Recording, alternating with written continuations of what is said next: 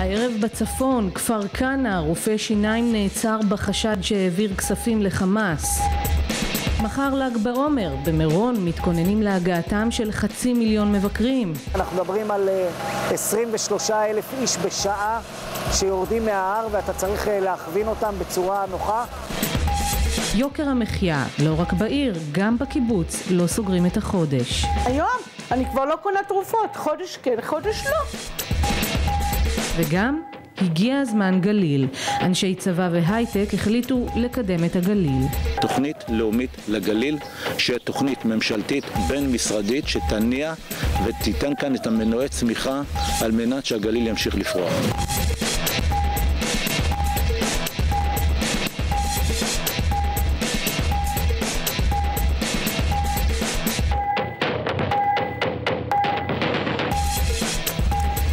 ערב טוב לכם. היום הותר לפרסום כי רופא שיניים מכפר כנא נעצר בידי השב"כ בחשד לשיתוף פעולה עם חמאס. מאלק ג'מיל מובארק חטיב נעצר לאחר שהתקבל מידע מודיעיני שהוא פעל באופן שיטתי ובהנחיית פעילי טרור להעביר סכומי כסף גדולים לתשתיות חמאס ביהודה ושומרון. הוא נעצר כשברשותו 170,000 שקלים במהלך העברתם לרמאללה. חטיב הודה בחקירתו במעשים המיוחסים לו. ועוד בכפר כנא, חצי שנה לאחר המהומות שבמהלכה נהרג חיר חמדאן, הוחלט היום במח"ש שלא להגיש כתבי אישום נגד השוטרים המעורבים בפרשה. בנובמבר האחרון חמדאן התקרב לניידת משטרה וניסה לתקוף את השוטרים שוב ושוב. לאחר מכן התרחק מהרכב, נורה ונהרג. התקרית תועדה ועוררה מהומות. רבים בכפר סברו שיש להאשים את השוטרים ברצח, אך כאמור היום הוחלט שלא להגיש כתבי אישום בפרשה. ואחרי תקופה ארוכה של חוסר ודאות נחתם לבסוף ההסכם הקואליציוני שיקבע מי יקבל את תיק הנגב והגליל. יושב ראש ש"ס אריה דרעי חתם אמש על ההסכם עם ראש הממשלה בנימין נתניהו. במסגרתו המשרד לפיתוח הנגב והגליל יהיה באחריותה של ש"ס, ודרעי ישב בראש המשרד הזה יחד עם משרד הכלכלה שגם כן הועבר לידיו. ספורט עכשיו, קבוצת הכדורסל הפועל גלבוע גליל ירדה אתמול לליגה הלאומית אחרי 36 עונות בליגה הבכירה. אף על פי שלא מדובר בפער גדול, הקבוצה הצפונית רשמה אתמול מפלה קשה כשהפסידה להפועל חולון 87-82, ובכך חרצה את גורלה וירדה ליגה. רק לפני 5 שנים נחשבה גלבוע גליל להבטחה הגדולה כשזכתה באליפות. בבית החולים רמב"ם בחיפה וזיו בצפת אושפזו אתמול 2 חיילי מילואים שנפצעו בהתהפכות נגמ"ש במהלך תרגיל בגולן. מצבו של אחד מהם הוגדר בהתחלה קשה, אבל היום חל שיפור במצבו. הוא חזר להכרה ושוחח עם משפחתו. חייל נוסף נפצע קל, טופל ושוחרר לביתו. התאונה אירעה במהלך תרגיל נרחב שמבצעת חטיבת מילואים של פיקוד מרכז ברמה, ובעקבותיה הופסק האימון. צה"ל חוקר את נסיבות התקרית. מחר ל"ג בעומר, וכאן בצפון מציינים אותו אולי יותר מבכל מקום. ההילולה לציון פטירתו של רבי שמעון בר יוחאי במירון הפכה כבר מזמן לאירוע שמזמן אליו מאות אלפי מבקרים מכל הארץ. אלעד דגן מביאה לנו את האנשים שלא מחכים ליום עצמו ומקימים אוהלים במקום ימים רבים לפני. מי שלא ראה את שמחת ל"ג בעומר על קברו של רבי שמעון בר יוחאי במירון לא ראה שמחה מימיו. כך קבע גדול הסופרים העבריים שי עגנון. רבבות חוגגים צפויים להגיע לכאן ביממה הקרובה כדי להיות ולשמוח בהילולת ל"ג בעומר. חלקם כבר שוהים במתחם לא מעט ימים. הגענו ביום חמישי, עשינו שבת פה. ברוך השם, היה שבת נפלאה. אנחנו, זה המקום שלנו הקבוע. אנחנו הבאנו בית כנסת, הבאנו הכל. ספר תורה, הכל. כל שנה אנחנו פה לפחות שבוע. אנחנו מגיעים כל הזמן, כל ראש חודש אני נמצא. פה אני יושב 2-3 שבועות. הכל יש לנו. אם תבואי אליי בפנים, תראה, הכל יש, מטבח, הכל. עושים קניות. אשתי עכשיו ירדה לחיפה להביא בשרי ודגים וכל מיני דברים. עם מי באת? מי בית? עם המשפחה שלי, כל המשפחה. אשתי וילדים ונכדים ונינים, סופר נינים.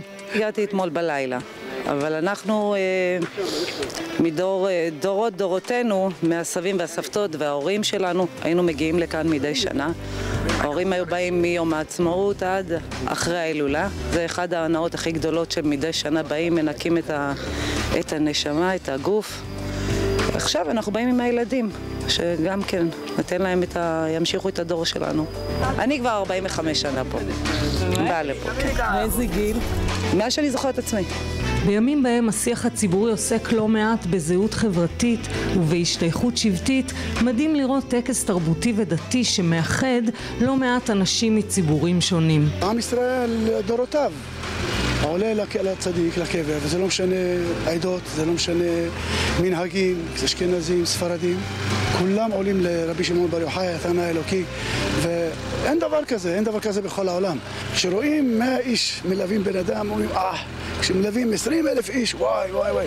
אבל 500,000 כל שנה. זו תקופה שיום פטירתו של רבי שמעון בר יוחאי היא למעשה יום שמחה. צדיק שנפטר זה למעשה שמחה. יום קדוש לנו ולכל עם ישראל. להתפלל לרפואת כל החולים, כל עמו ישראל. יש לי ילדה נכה שבשבילה אני הרבה באה לכאן. מחר בערב יצטרפו לאלו שכבר כאן אנשים כל רחבי הארץ. תפילות רבות לשלומם של יקרים, מזמורים וריקודים ימלאו את הקבר הקדוש ומדורת האש הנצחית תדלק. נאחל לכולם שהאירוע יעבור בשלום ואולי אפילו יספק איזה נס אחד או שניים לרפואה. בעזרת השם נזכה לראות את כולם, כולכם גם, כל שנה ושנה בעזרת השם. וההילולה הזאת בקבר הרשב"י במירון, כמו שראינו בכתבה, מביאה לאזור המון אנשים מכל הארץ. זה מצריך התארגנות מכל הגורמים, מד"א בוודאי, וכמובן גם המשטרה. ערב טוב לניצב משנה אילן מור, ראש הזרוע המבצעית של אגף התנועה. ערב טוב כרמית. 500,000 בני אדם צפויים להגיע. כמה זמן מראש נערכים לדבר הזה? אנחנו למעשה נערכנו עם סיום מבצע מירון 2014, בדיוק כפי שנערך למירון 2016. עם סיום המבצע הזה. זה מבצע מאוד מורכב, מהיותר מורכבים, או בעצם המורכב ביותר שאני מכיר במשטרת ישראל. כלומר, שנה שלמה לוקח להיערך להילולה הזאת, לא מקלים בזה ראש, ובכל שנה בכל זאת. אנחנו שומעים לצערנו על אנשים שנפצעים, מתעלפים, בעיקר נוהגים אחרי לילה לבן בלי שינה. מה עושים כדי למנוע את זה השנה? אנחנו עוסקים הרבה מאוד בהסברה. אנחנו השנה ניתן עוד דגש נוסף לנושא ההסברה והחשיבות של בטיחות הנהיגה, גם באמצעות מערכות הכריזה החדישות שהתקנו פה גם על ההר וגם בחניונים הקרובים והרחוקים. ובעיקר אנחנו כמובן מסתמכים גם על ההיגיון הבריא של הציבור, שצריך להבין שאי אפשר לנהוג אחרי לילה שלם שאתה לא ישן. זה מסוכן מאין כמוהו. בכמה שוטרים מדובר? מבחינת משטרת ישראל מדובר בהיערכות שמצריכה השקעה ממש כספית לא פשוטה, נכון? נכון, אנחנו מדברים על למעלה מ-4,000 שוטרים שיעסקו במבצע מירון. מדברים על השקעה כספית של הרבה מאוד כסף, והכל באמת על מנת להבטיח את ההילולה, גם שתעבור בשלום, שזו בעצם המטרה העליונה שלנו, אבל לא פחות חשוב מזה, כדי שהציבור שיגיע לכאן יזכה לשירות כפי שאנחנו חושבים שראוי שיזכה. והשנה יש לכם פרויקט מיוחד שאתם עושים, משהו שקשור בשאטלים ובאוטובוסים למקום? כן, חלק מהפקות הלקחים שאנחנו עושים בכל שנה, גם השנה הזאת הפקנו לקחים, והשנה צריך להבין שאחד האתגרים הגדולים שלנו זה בעצם להכווין את הקהל הזה. אנחנו מדברים על 23,000 איש בשעה שיורדים מההר, ואתה צריך להכווין אותם בצורה נוחה. השנה אנחנו תיקסנו עצה עם מספר מומחים בארץ, ובסופו של דבר הגענו לשיטת הצבעים. הציבור יוכוון לפי 3 צבעים, אדום, צהוב וכחול. המראה על ההר יהיה מרהיב מעבר לפרקטיקה שבו. גם התאורה, גם הדגלים הסינים שאפשר לראות אותם החל מהיום. ניסויי תאורה שאנחנו התחלנו אותם אתמול, ממשיכים אותם היום, וכמובן הכל כהיערכות ליום רביעי וליום חמישי למועדי ההדלקות. אוקיי, נקווה שהשנה יהיה שקט וחגיגי. ניצב משנה אילן מור, ראש הזרוע המבצעית של אגף התנועה, תודה רבה לך. תודה רבה, ערב טוב ובהצלחה לכולם. אז חג שמח, ולעניין אחר עכשיו, יוקר המחיה בישראל מכביד על חייהם של רבים, גם על הקיבוצניקים שבעבר כלל לא הכירו את המושג הזה, יוקר המחיה. הם מתקשים לשמור היום על רמת חיים מניחה את הדעת. ארנון דומיניץ פגש כמה מהם. כשמדברים על יוקר מחיה בפריפריה, חושבים בדרך כלל על שיכונים בעיירות פיתוח. אבל גם חברי הקיבוצים, שכבר מזמן התרגלו למציאות של הפרטה, מתמודדים עם המצב הכלכלי. אני צריך לנקות את כל המכלים האלה, אני או מישהו אחר, לא משנה. בגיל 78, אמיר המפרטי, מי שהיה פעם מזכיר הקיבוץ הארצי, עדיין קם בכל בוקר לעבודה בבריכות הדגים של קיבוץ דן. אוסף אם יש דגים מתים. זו לא רק האהבה לעבודה או ההרגל, זה גם עניין של פרנסה. היה לי ברור, ועד שלב מסוים זה ככה היה, שאני בקיבוץ, ואני נותן לקיבוץ את כל מה שיש לי, והקיבוץ דואג לי עד סוף חיי. אנשים נכנסו לבית סיעודי, ואף אחד לא אמר, יש לך, אין לך, תשלם, תוסיף, לא. מה שאותי הקפיץ זה אירוע מסוים, שניגש בחור שהתחנך בחברת נוער, ניגש לאדם מבוגר שהיה כבר מעל גיל 80, שהיה פעיל באזור ובתנועה ובחקלאות ובמה שלא יהיה, ותרם מיליון, ואמר לו ככה, הסתכל לו בעיניים, הציירצ'י כזה, ואמר לו ככה, תבין שעד עכשיו היית נכס, ועכשיו אתה נטל. מה יעשה בן אדם כזה? ומעבר לעלבון של האנשים שהקדישו את חייהם למקום, לא מעט ותיקים מגלים בשנים האחרונות שהזקנה בקיבוץ יכולה להיות לא פשוטה. הם אמנם זוכים לפנסיה, אבל הסכומים משתנים מקיבוץ לקיבוץ, ולא תמיד זה מספיק. עוני יחסי. מה זה בן אדם עני היום? בן אדם עני היום זה שאין לו סמארטפון. שלמה המלך היה עשיר מכל אדם, סמארטפון לא היה לו, ולא טלוויזיה ולא מחשב. אז עוני זה דבר יחסי. אני לא אגיד שיש עוני, אבל נניח יהודי, מבוגר, שיש לו 12 נכדים, כל נכד מה לעשות, יש יום הולדת, הוא צריך לתת לו מתנה, והוא מתקמצץ על זה, והנכד שואל לו, סבא, ההוא נתן ככה, איתי בגן, אין לך. כל מה שעבדת, אין לך. החשש של הרבה מאוד אנשים, אומרים, אם אני אהיה חולה ואני אהיה לבד, לא ידאגו לי. כך נראית היום בריכת השחייה של קיבוץ מנרה. לפני 34 שנים, מנחם בגין ביקר כאן וסיפר על הקיבוצניקים המיליונרים עם בריכות השחייה הפרטיות שלהם. הבריכה עדיין כאן, אבל את המיליונרים לא מצאנו. אני מקבלת הבטחת הכנסה מהקיבוץ, שזה מינימום, אפילו פחות, אחרי שהם לוקחים לי את כל המיסים, לא נשאר לך. אם היית בא לפני 3 שנים שפיטרו אותי, או 4 שנים, לא הייתי מעיזה לומר לך את זה. אבל היום, אני אומרת לך עם כאב, אני יכולה להצטרף למשפחה ענייה בעיר. 2,000 שקל ו700 להתחיל לשלם את הארנונה, חשמל, מים, גז ומזון. כשהיא מובטלת כבר 3 שנים ובלי הרבה סיכוי למצוא עבודה חדשה, ריקי תמיר יכולה רק להיזכר בזמנים הטובים. עבדנו מטורפים. אני זוכרת שעבדתי 8 שעות ועוד 4 שעות ועוד טירוניות פעם בחודש הזאת, ופה לידנה בבית תינוקות שהייתי שינה, ולא היה לי עוד תינוקות משלי בכלל. היה לי חינוך לילדים בחינם, שזה כולל את כל ההוצאות שלהם ואת כל החוגים, שזה היה הכי כיף שבעולם. מה לעשות? זה חינוך איכותי. היה לי ביגוד שלהם, היה לי כלכלה שלהם, טיולים. לא הייתי צריכה לשלם שום דבר. קיבלתי 500 שקל לחודש לקנות שוקולד, והייתי מאושרת. אבל הזמנים האלו השתנו. היא כבר לא חולמת לדאוג לילדים או לצאת לחופשות, רק להצליח להתקיים בכבוד. זה עניין של כל המדינה. תשמע, אנחנו קונים את הסחורה של הירקות ופירות, כמו שכולם קונים בקריית שמונה. אני הולכת לאותו מקום. זה כאילו, אין פה, בעניין של יוקר מחיה, אין פה בין קיבוצניק ללא קיבוצניק עירוני הבדל. אין פה. אתה קונה מאותו מקום. היום אני כבר לא קונה תרופות, חודש כן, חודש לא. אני אומרת לך דוגרי, היום אני כבר אומרת, טוב, אני לא בתרופות של חיים ומוות, אני בתרופות של דילול דם, זה. בסדר, אני אקח חודש כן, חודש לא. לא נורא. אז מי יציל את הבית שלי? מי יציל? לא יודע. גם אני לא יודעת. מה אני אעשה? תביא את הכף ותכף תעזרי לי לערבב. שעת ערב בבית משפחת גולדשטיין בקיבוץ בית העמק. דיינה ואסף הם הקיבוצניקים החדשים. לפני כשנה וחצי הגיעו מהקריות, ובקרוב הם מתחילים לבנות בית פרטי בקיבוץ. זה היה מאוד ברור, מאוד על השולחן של כמו שאתם דואגים לעצמכם כלכלית היום, מצפים שתדאגו לעצמכם גם בעתיד וגם בפנסיה.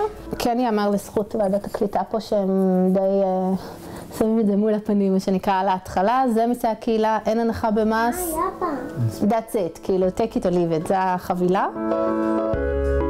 משחקים ואנחנו קצת משחקים בזמן האוכל. את מדברת במיקרופון. כן, שומעים איך אני לא מסכימה. אבל למרות שהאחריות הכלכלית היא בדיוק כמו בעיר, בכל זאת, לקיבוץ החדש יש את הייחוד שלו, שעבור רבים הוא עדיין אטרקטיבי. בנפיץ הגדולים זה החיי קהילה בעצם, החיים החברתיים. ברור שהחיים לילדים פה זה עולם אחר וגם כמשפחה.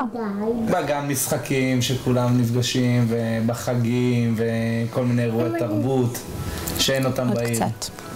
ובריכה בקיץ. זו הרפתקה כלכלית שאתה נכנס אליה, כי לבנות בית זה לא טריוויאלי בימינו, זה סכומים שלא מתגלגלים מתחת לבלטות וצריך לתקצב את זה טוב, אם זה משהו שבאמת אפשר או לא, זה לא באנו לעשות פה בוכתת נדל"ן.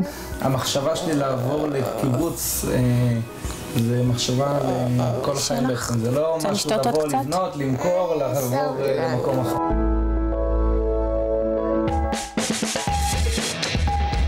בהמשך המהדורה הגיע זמן גליל. אנשי צבא והייטק החליטו לקדם את הגליל. תוכנית לאומית לגליל, שהיא תוכנית ממשלתית בין משרדית שתניע. וגם עונת הרחצה כבר כאן, יצאנו לבקר בחופי חיפה. אני מבקש מכל המתרחצים להישמע להוראות המציל. כל המתרחצים להישמע להוראות המציל.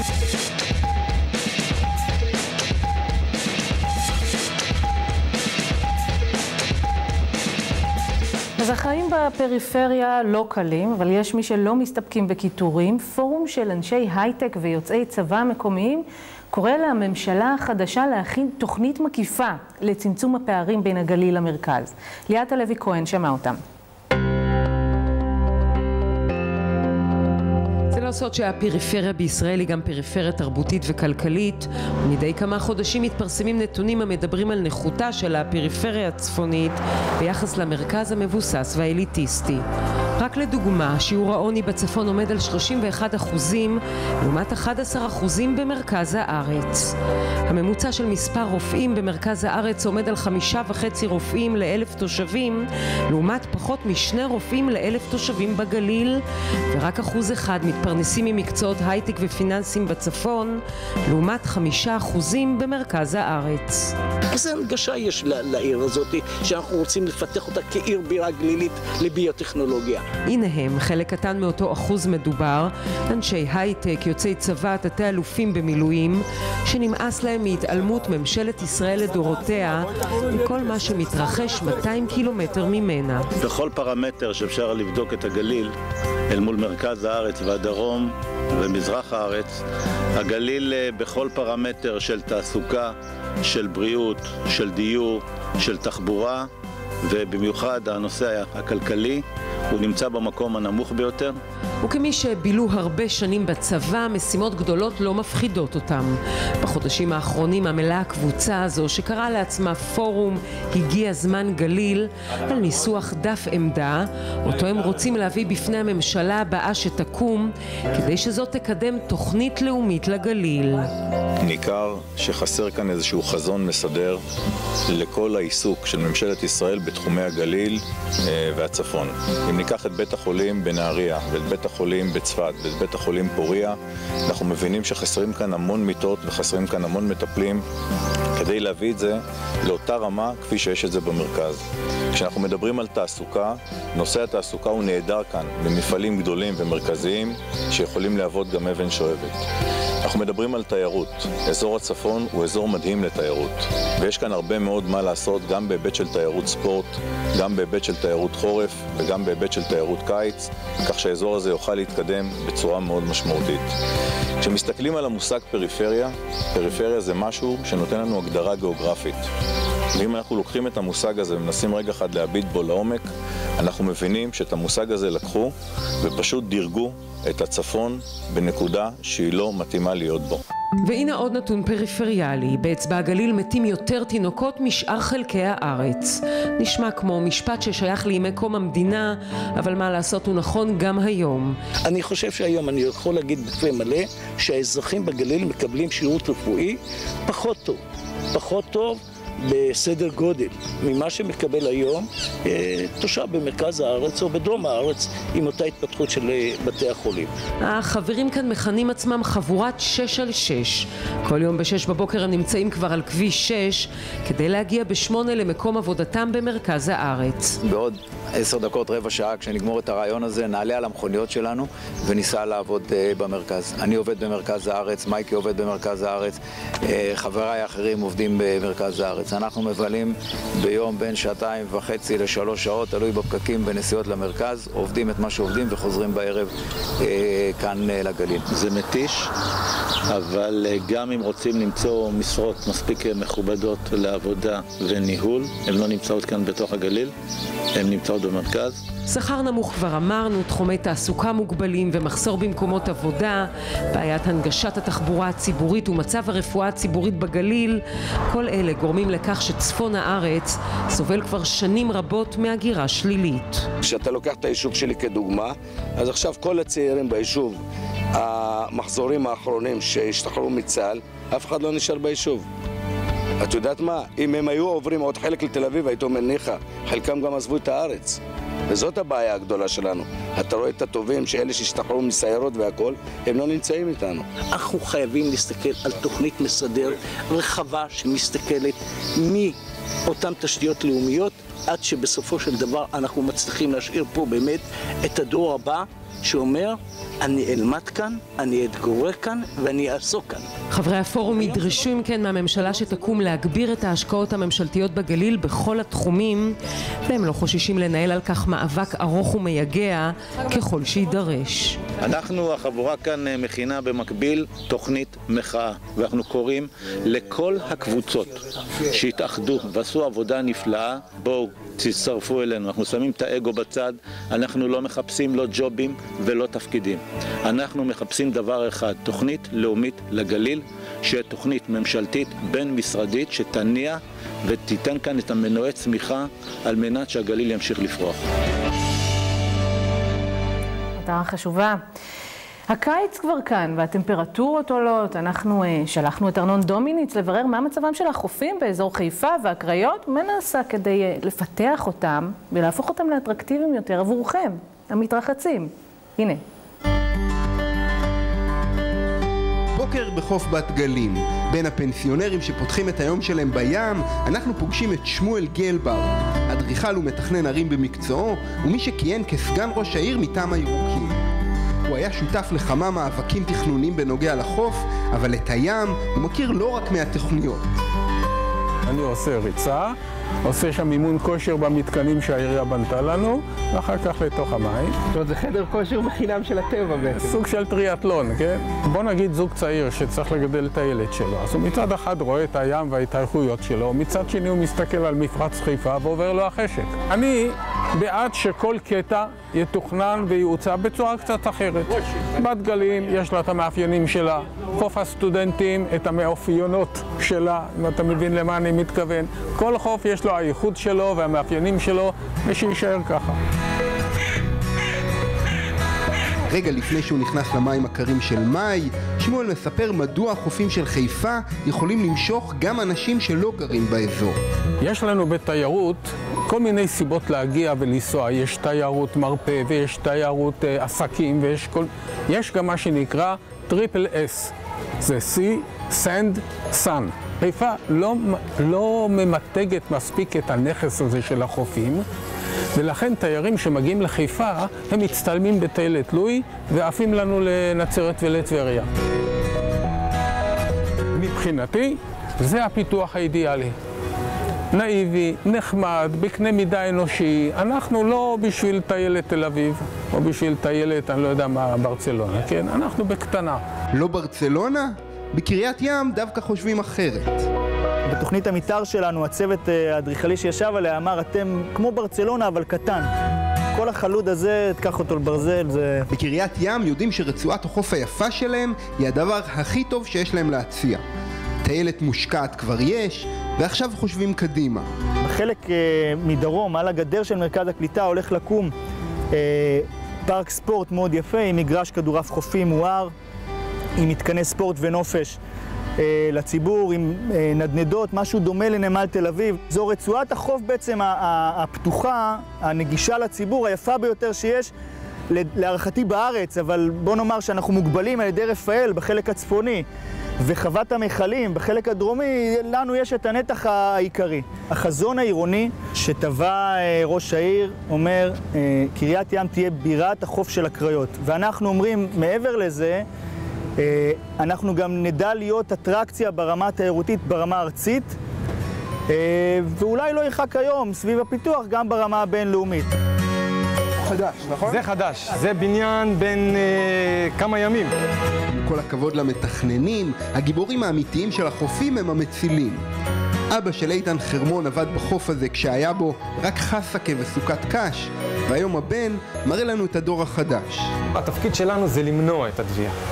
זאת אומרת שאם אנחנו רואים שאנשים נכנסים למים ואנחנו כבר מזהים את הזרמים, את הבורות, אז אנחנו, תפקיד שלנו, יש לנו פה רמקול, ואנחנו עם הרמקול מזהירים את האנשים, אנחנו מכוונים אותם, ממש כמו שוטר תנועה שמכוון את התנועה. אני מבקש מכל המתרחצים להישמע להוראות המציל. כל המתרחצים להישמע להוראות המציל ולהישאר בקרבת החוף. אנחנו יכולים ביום שהוא של זרמים ובורות, לרוץ 3, 4, 5 פעמים למים. במשך הקיץ, שלושת המצילים בחוף עובדים 7 ימים בשבוע, 11 שעות ביום. הם אחראים לחייהם של אלפי מתרחצים, ובכל זאת קצת מאוכזבים מהתדמית של המקצוע. אנחנו הולכים, מוציאים בן אדם, יש לנו את הסיפוק שלנו. מה שיחשבו עלינו, אומרים, יושבים, בחורות, כוס קפה. אני לא אגיד שאנחנו לא שותים כוס קפה, כמו שכולם שותים כוס קפה. ואנחנו מסתכלים גם על בחורות, גם על גברים, גם על מתרחצים. זה העבודה שלנו, אנחנו נהנים ממנה, אבל בסופו של דבר באנו לעבוד. בן אדם הזה שהולך, הוא בגובה במים רדודים. אם הוא יתרחק קצת, אני מסתכל עם המשקפת, בדרך כלל שהוא כבר בחזרה. חופשת קיץ, יש גם כזה דבר? לא, זה החופשה, אתה רואה, יש לנו פה צימר. אשתי חד-הורית חצי שנה, כל אישה של מציל היא חד-הורית בקיץ. וזו אולי הבשורה הגדולה של החופים באזור מפרץ חיפה בקיץ הזה. פה, בחוף כאן בקריית חיים, נבנה לפני 25 שנה פארק שעשועים גדול. המתקנים כאן פעלו עד שלפני כמה שנים המקום הפך לפיל לבן, מוזנח ועזוב. לפני מספר שבועות עיריית חיפה הרסה את המתקנים, והיום, למרות שזה עדיין לא נראה כמו חוף ראוי, מקווים בקריית חיים שגם להם יהיה חוף ים מוצלח בשנים הקרובות. הצהריים הגיע, ועכשיו תורם של הצעירים. בחוף דדו ובחוף הסטודנטים לא מחכים ליולי-אוגוסט. מי שבטח שמח על השמש שחזרה, הם אלו שבשבילם הים הוא קודם כל פרנסה. פנש? או לא? אוקיי, לא פרובלם. דו קפה, דו גרום, אוקיי. מתחיל העסק להתאושש, מתחילים האנשים לבוא לים, מתחילים התלמידים לבוא אחר בית ספר. אם אתה לא אוהב את הים, אתה לא אוהב את החיים של הים, אז לא כדאי לך להחזיק עסק בכלל בחוף. למה זה עבודה עונתית, זה לא כל השנה. הם הרי באים פה לחופש, והם לא באים פה לעבוד, באים לנופש, לשחות, להעביר את היום. אז אלו כאלה אנשים קצת יותר שמחים. זה לא, אני לא עובד פקח שרושם דוחות ומקללים אותי. ועם כל המצב רוח הטוב, העונה של אליאס ושל כולנו, תלויה לא רק במזג האוויר ובמדוזות. קיץ הקודם היה גרוע מבחינת תארים, מאוד גרוע. קיץ לפני יותר טוב. אנחנו מצפים ששנה לא יהיה מלחמות. מה אנחנו בסך הכל רוצים? לעבוד טוב, ליהנות מהבגדי ים, מהשמש. בכיף. כאן סיימנו. אתם מוזמנים לפנות אלינו בדף הפייסבוק שלנו, הוט צפון טופליין תקשורת, וגם לצפות במהדורות המלאות בערוץ היוטיוב. נודה לרחל רווח על התרגום לשפת הסימנים. אנחנו נהיה כאן כרגיל ביום חמישי, באותו המקום ובאותה השעה, וניפרד על רקע התמונות מחופי הצפון. ל"ג בעומר שמח, זהירות עם המדורות, להתראות.